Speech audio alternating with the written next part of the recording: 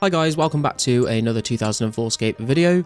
Just a few updates to start the video off with. I managed to craft the silver bars that I was smelting into holy symbols.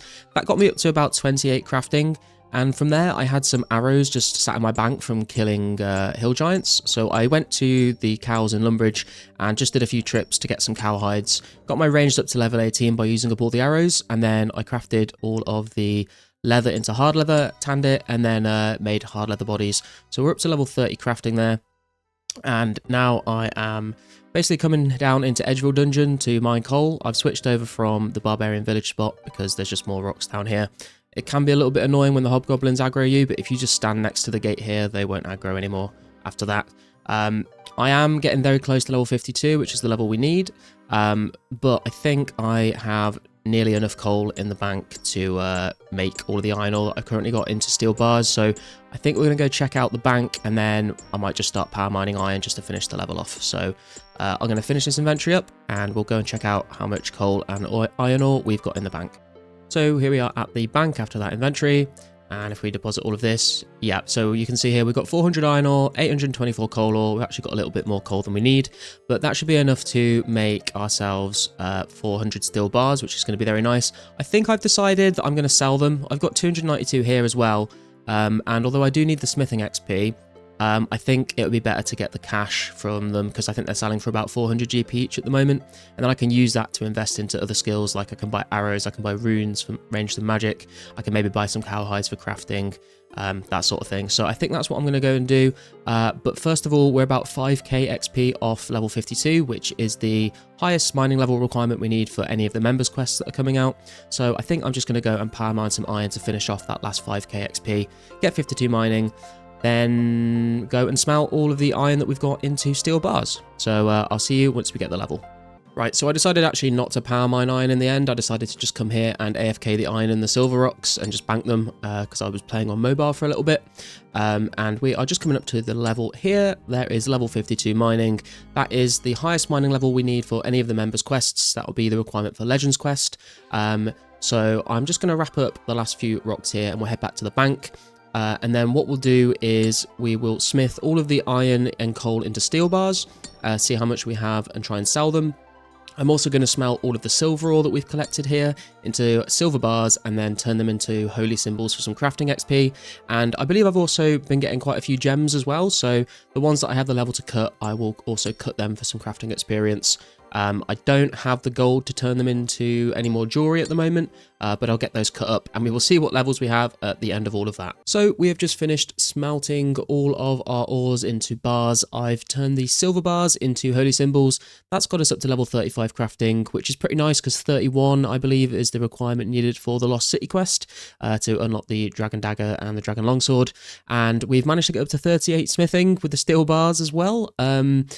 They don't give that much XP. I think we got a total of about 7k XP from smithing all of that, which hasn't been great. We are left with 704 steel bars, and I've just been sort of doing some calculations here because if we were to sell those steel bars at the moment for, on average, 400 gold pieces each, that would get us 281k cash.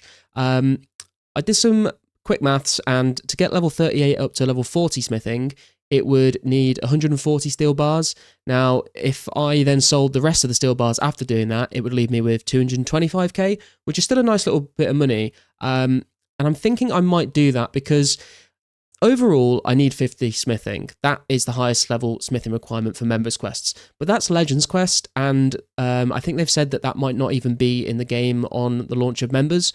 The second highest smithing level needed for members quests is level 40 smithing, and that is for the family crest quest. So I think I might be okay to just use 140 steel bars, smith up to level 40 smithing. That means I'm ready to do family crest. I won't have the level for Legends quest just yet, but we can work on that in the future, and I think it'll just be nice to have that rounded up and ticked off the list.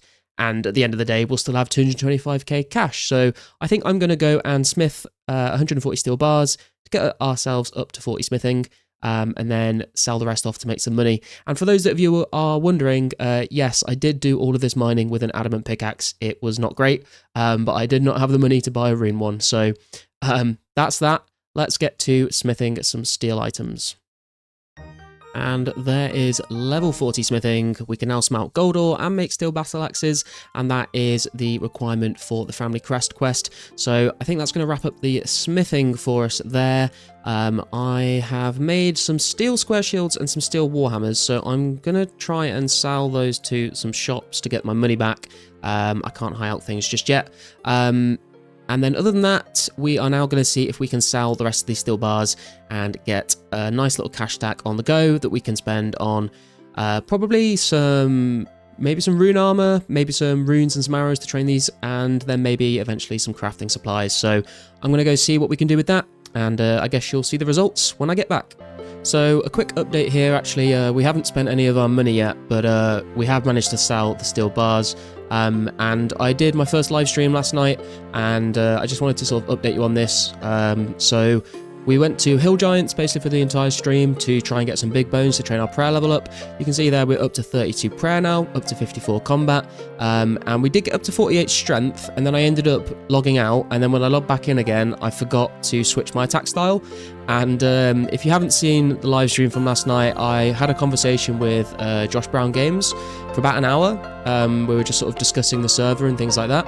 And I didn't realise that I was levelling up attack. I was just seeing level ups in the chat box, assuming it was strength, but it wasn't. So we got it to 45 attack as well, and 43 HP. So that was sort of what we did on the live stream. And I think before I go and spend any of this money, what I actually want to do is work on some fishing and cooking, because we need 53 fishing and 53 cooking for Heroes Quest when that comes out. So I think we're going to go grab some feathers and we're going to go do some fly fishing, get ourselves some fishing and cooking levels. So I'm going to go do that now, and I've got a little bit of a ramble planned for when we get to fishing. So that'll be in a few minutes for me, but it'll be in the next couple of seconds for you. Okay, so I am back. I've purchased myself 1.7k feathers, which I'm hoping should be enough to get us to level 53 fishing. And if it gets us 53 fishing, it should get us 53 cooking as well. I just wanted to note as well, while I was buying feathers from the fishing shop in Port Sarim, I also went ahead and bought myself 200 Eyes of Newts. I think that once members drops, these shops for these will probably be bought out quite a lot, and the price will probably go up a lot as well. So I thought I'd get this in now, and the reason why I've got 200 here is because I've got a little plan for Herblore where essentially I need 197 Guams and 197 Eye of Newts, and that should get me to level 25 Herblore with doing some quests as well. So doing Druidic Ritual will get me level 3 Herblore, and then I can do the Jungle Potion quest at level 3 Herblore. That'll give me 775 Herblore XP, taking me to level 8. And then from there, I can make 9 attack potions, which will get me up to level 10. And level 10 is the requirement for the dig site quest, which gives me 2000 Herblore XP. That'll take me up to level 17. And then from level 17, 188 attack potions are needed to get to level 25, which is a requirement for the Heroes quest, which gives another 1.3k Herblore XP. So basically, these Eye of Newts here will be used to get me up to 25 Herblore, which is a requirement for the Heroes quest. So just thought I'd get those out of the way with now. They're just going to sit in the bank until Herblore gets released. But other than that, let's make our way over to Barb Village and do some fishing. And I thought what I'd do is have another little one of my rambles here. And I think today what I wanted to discuss was updates that came out in the year 2004, but that won't be in the server when members gets released. So I think at the moment, the state of the server is from May 2004. And so when members drops, updates that were available up to May in 2004 will be in the game, but updates that came out after May 2004 will not be in the game on members release. Now, I've heard things from other players saying that they will continue to update the server. They'll try and follow the same timeline that Jagex did back in the day. So if an update came out in October 2004, then I think they're hoping to release that in October 2025.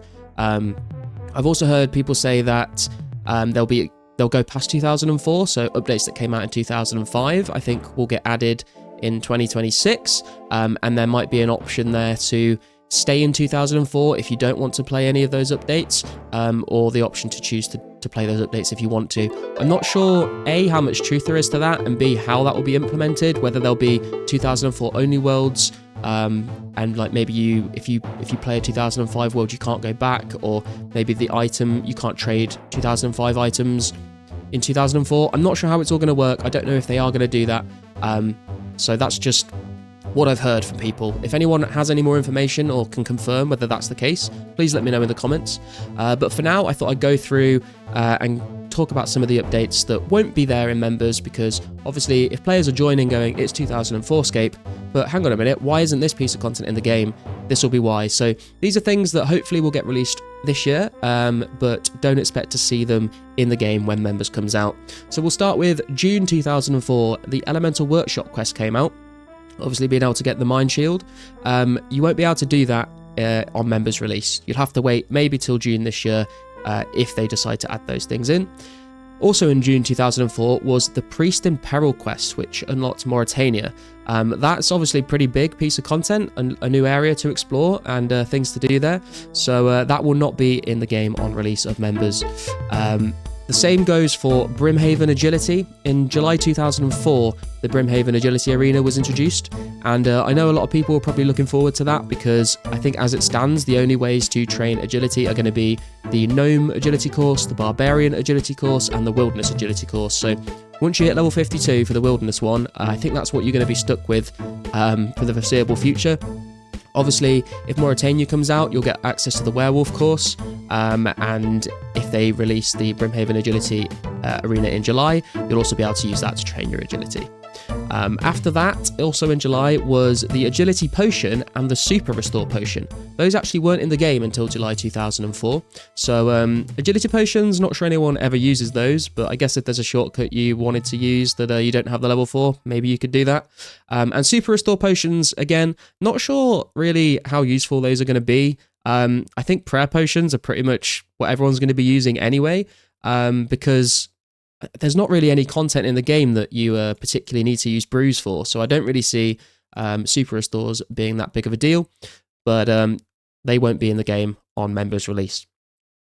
After that, in July 2004 still, was the Nature Spirit quest, which obviously I think gives some XP rewards there, and that will take place in the swamp, and I don't know if the swamp actually comes out with the main Morytania release, but either way, it will not be in the game when members comes out.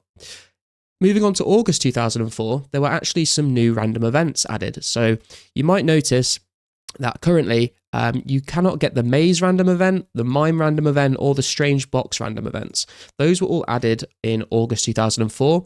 I think I speak for everyone here when I say that it would be really cool to get the maze random event, because you can get some really nice rewards from them. Lots of arrows and runes and things like that. So that would be super cool to see if they add that, but those random events will not be in the game when members comes out. After that, still in August though, was the Death Plateau quest, which would be super cool because I believe this is the first time people were able to get climbing boots, which gave a little bit of a strength bonus rather than just using leather boots. So that will not be in the game yet, but hopefully that comes out this year, because climbing boots will be really nice to be able to use. After that, we've got a big one here, and probably one that everyone is looking forward to being added to the game if they choose to do so, is energy and super energy potions. Run energy, obviously, is very annoying when you run out of it, and you just turns into a walking simulator. And hopefully the ability to train agility, I've rhymed that again, I think I did that last video. The ability to train agility should help a little bit with that. Not sure how much of an impact it will actually have, but it will be nice. But yeah, there will be no energy or super energy potions in the game when members comes out. So that's going to be sad. It would be nice to have those, because I'm sure people will be willing to spend a lot of money on them, especially when the game opens up. You'll be running a lot more, I think, because there'll be a lot more of the world to explore. But those potions will not be in the game on release, as far as I know. Like I said, this is just sort of going off the assumption that the members release will just be stuck in May 2004. I don't know if they're planning on making any exceptions, so maybe they might say, okay, well, we're just going to stick those potions in the game because it's easy to just stick them in, or whether they will stay true to the actual timeline. I'm not sure there, but if they are sticking to the timeline, those potions will not be available on members release. After that, in October 2004, we have the Eadgars Ruse quest. Not too much to say about that one, but I think, again, some more XP can be gained when that comes out. After that, there was actually an expansion to Morytania, which added ghouls, which I believe back in the day were actually quite good to train your melee stats on. They also added leeches, and they added snails, so you won't be able to craft any snails until that expansion comes out. After that, we've got the Shades of Morton quest, and I believe the Shades of Morton minigame came out with this as well. It was kind of slept on, I think. I don't think many people were that interested in it, but I'm sure a good chunk of the community will try that out if it gets released in the future. Also in October 2004, Splitbark armour was added. I believe this was purchasable from the Mages Guild in Yanil, and I think it was actually, there was a graphical update to update the look of it, because people said it looked a bit kind of, it didn't look very powerful. It didn't look like powerful mage armor. So I think if this gets released, we'll actually see the first iteration of it when people were saying it didn't look that great. But I'm kind of excited for that, because I think seeing all those proper old school graphics before they got updated is really cool to see in this game. And Splitbark armor, I don't know how much it was used back in the day, to be honest. I don't think it's ever been like very mainstream to use it, but I guess that would be fun to see if people decide to use that armor. Moving on to November of 2004, the Horror from the Deep quest was added. That's going to be interesting, especially with the addition of clue scrolls. I'm assuming God pages came out. Let me just double check that, actually. Oh, no, okay, so the God books were actually released in 2010, so it doesn't look like we'll get them, but the Horror from the Deep quest will be available, and I believe that will unlock the ability to fight Dagonoths, so if anyone's interested in doing that, there you go. After Horror from the Deep, still in November, the Burthorpe Games Room was released. So I think it will be physically there on members release. I don't see why they would just cut it out of the map. But the actual ability to go and play RuneLink down in the basement, that was not added until November 2004. Again, not sure how many people will actually partake in that activity, but it won't be there on members release.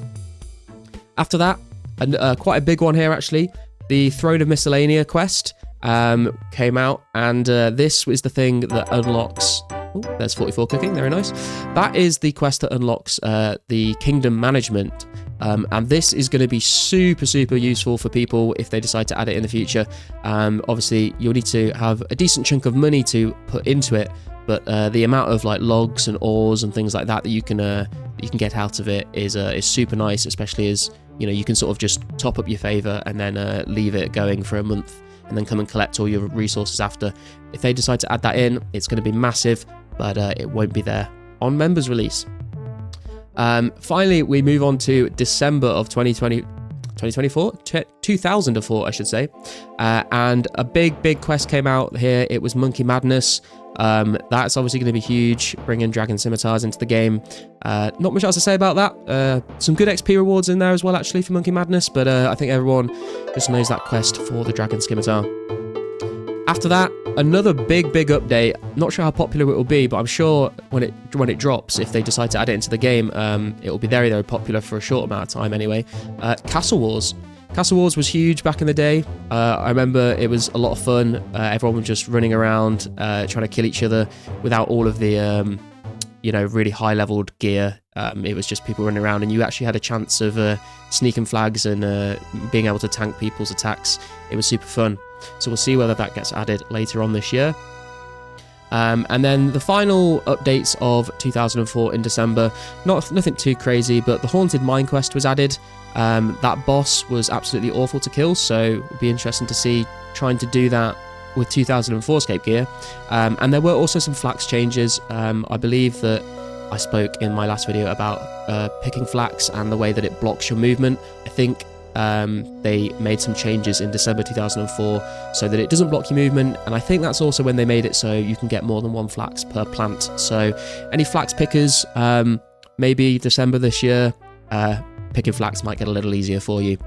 But yeah, that's pretty much it for my ramble. This is updates that were in 2004 but probably won't be on members release unless the developers choose to make some exceptions for some of these, so don't expect to see any of those, but definitely look forward to them if they choose to carry on with updates throughout the year.